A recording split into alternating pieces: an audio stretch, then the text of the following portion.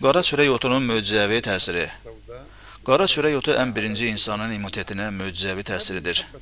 Qara çörək otunun toxumları və ya yağını müntəzəm şəkildə qəbul etdikdə, insanın immuniteti yüksəlir və güclənir. İmmunitet sisteminin funksiyası nədən ibarətdir?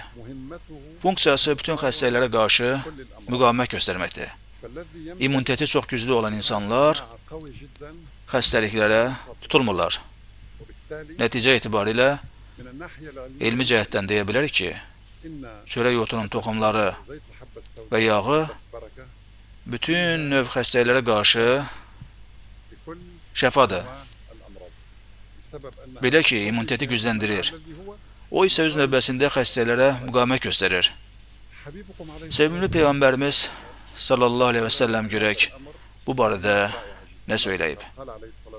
Bu məsələni gözəl bir şəkildə xülasə edir. Buyurur ki, çörək otunda bütün xəstəliklərə qarşı şəfa var.